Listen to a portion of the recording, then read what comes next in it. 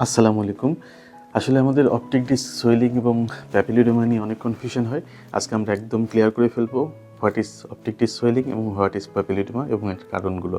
আসলে optic disc swelling হচ্ছে যদি কোনো কারণে ইন্ট্রাক্রেনিয়াল প্রেশার বেড়ে যেতে পারে বা অন্য যে কোনো ধরনের নিউরোনাল ডিসঅর্ডার হতে পারে, যে কোনো কারণে যদি রেটিনাতে অপটিক ডিস্কের মার্জিন সেটি যদি ব্লার হয়ে যায়, তখন সেটাকে আমরা বলি অপটিক ডিস্ক সোয়েলিং। এই অপটিক ডিস্ক সোয়েলিংটা যদি স্পেসিফিক্যালি ইন্ট্রাক্রেনিয়াল প্রেশার বাড়ার জন্য হয়, তখন সেটাকে আমরা বলি প্যাপিলোডেমা। সুতরাং যেহেতু রেজড আইসিপির কারণে হচ্ছে, এটা ইউজুয়ালি বাইল্যাটারাল হয় প্যাপিলোডেমা। অপটিক ডিস্ক সোয়েলিং যে কোনো ইউনিল্যাটারাল হতে পারে, বাইল্যাটারাল হতে পারে।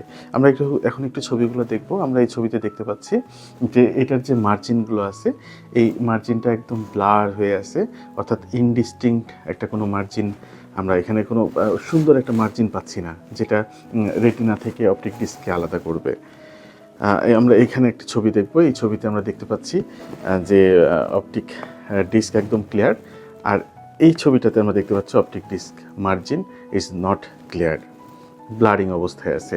যদি কমন কজেস কথা চিন্তা করি যে আসলে অপটিক ডিস্ক সোয়েলিংয়ের কারণ কী কী হতে পারে, অনেকগুলো কারণ আছে। এর মধ্যে ইম্পর্টেন্ট 4টি কারণ। একটা হচ্ছে সিস্টেমিক ডিজিজ, যেটা অ্যাফেক্টিং রেটিনাল ভেসেলস হতে পারে।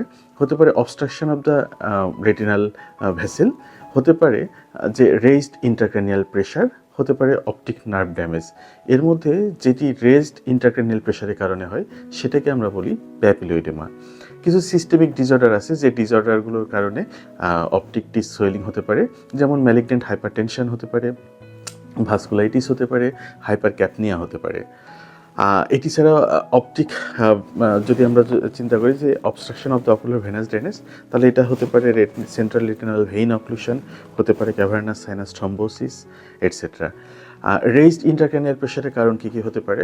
হতে পারে সেরেব্রাল কোনো ম্যাসলেশন, যেমন টিউমার হতে পারে, অ্যাবসেস হতে পারে, অবস্ট্রাকটিভ হাইড্রোক্যাফালাস, হতে পারে idiopathic intracranial hypertension. Optic nerve damage হতে পারে কী কী কারণে? আসলে অনেকগুলো কারণ আছে। এর মধ্যে হতে পারে ডিম্যালিনেটিং ডিসঅর্ডার, যেমন অপটিক নিউরাইটিস, হতে পারে লেবার্স হেরিডিটারি অপটিক নিউরোপ্যাথি, হতে পারে অ্যান্টেরিয়র ইস্কিমিক নিউরোপ্যাথি, কিছু টক্সিন যেমন methanol, infiltration of the optic disc, হতে পারে সার্কয়েডোসিস, গ্লায়োমা বা লিম্ফোমা। এগুলোর কারণে অপটিক নার্ভ ড্যামেজ হতে পারে এবং অপটিক ডিস্ক সোয়েলিং হতে পারে। তবে এত কিছুর মধ্যে আমরা মনে রাখবো, অপটিক ডিস্ক সোয়েলিং যে কারণেই হোক, সেটি যদি স্পেসিফিক্যালি ইন্ট্রাক্রেনিয়াল প্রেশার বেশির জন্য হয়, তখন সেটাকে আমরা বলি প্যাপিলোইডেমা।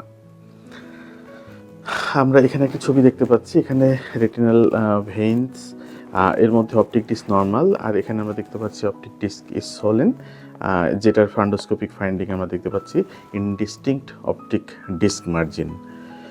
এখানে আমরা এই যে প্যাপিলোডেমা দেখতে পাচ্ছি, আর এখানে হচ্ছে নর্মাল ডিস্ক দেখতে পাচ্ছি। এটা আসলে পার্থক্য করা কিন্তু বেশ সূক্ষ্ম একটি কাজ। খুব ক্লিয়ার বোঝাটা প্রথম আর্লি স্টেজে খুব কঠিন হয়ে যায়। আমরা হচ্ছে এখানে একটি ছবি দেখতে পাচ্ছি, অপটিক ডিস্কের মার্জিনটা ব্লার্ড। এখানে আমরা দেখতে পাচ্ছি কিছু ভেসেল, বিশেষ করে কিছু ভেনের মধ্যে অবস্কিউরেশন হচ্ছে।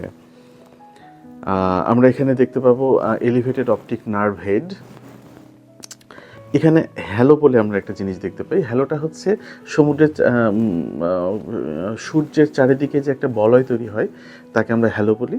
ঠিক একইভাবে অপটিক ডিস্কের চারদিক দিয়ে এরকম একটি কালো বলয় তৈরি হতে পারে, যেটাকে আমরা বলি হ্যালো। এটা প্যাপিলোডেমা বা অপটিক ডিস্ক সোয়েলিংয়ে পাওয়া যেতে পারে। এটার আসলে টোটালি স্টেজ 6টি। এর মধ্যে স্টেজ 0, যেটি আসলে প্যাপিলোডেমার মধ্যে পড়ে না, অর্থাৎ অপটিক ডিস্ক নর্মাল থাকবে, শার্প মার্জিন থাকবে, ডিস্ক নর্মাল থাকবে এবং কোনো ইডেমা থাকবে না।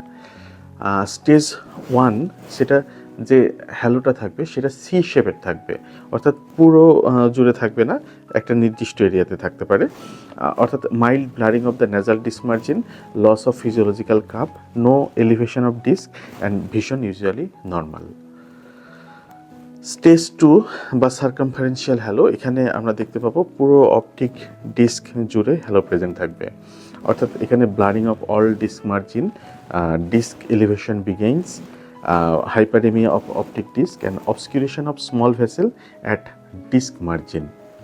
Stage 3, যেটাকে আমরা obscuration of the segment of the major vessel আমরা বলি, অর্থাৎ এখানে কিছু মেজর ভেসেল আছে যেগুলোর একটা নির্দিষ্ট অংশ অবস্কিউর হয়ে গেছে। এটা হচ্ছে স্টেজ 3। এটা মার্ক ডিস্ক এলিভেশন থাকবে, obscuration of the major vessels on the disc, papillary haemorrhage থাকতে পারে, কখনো কখনো এক্সুডেড মে অ্যাপিয়ার। আর আরেকটি হচ্ছে কাপ কমপ্লিটলি অ্যাবসেন্ট, এখানে আমরা কোনো কাপ দেখতে পাবো না।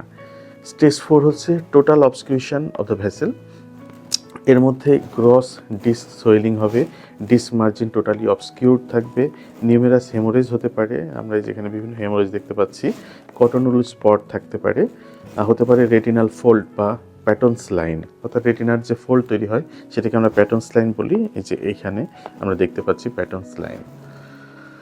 স্টেজ 5 হচ্ছে ডোম শেপড ডিস্ক এলিভেশন হবে, এক্সটেন্সিভ হেমোরেজ অ্যান্ড এক্সুডেটস হবে, অপটিক ডিস্ক মে অ্যাপিয়ার পেল and letter secondary optic atrophy develop করতে পারে, আর ভিজুয়াল ফিল্ড ডিফেক্ট মে স্টার্ট। অপটিক ডিস্ক সোয়েলিং বা প্যাপিলোইডোমার একটি স্ট্রং ডিডি আছে, যেটা দেখতে সেম একই রকম, কিন্তু এটা আসলে অপটিক ডিস্ক সোয়েলিং না, সেটার নাম হচ্ছে অপটিক নার্ভ ড্রুসেন।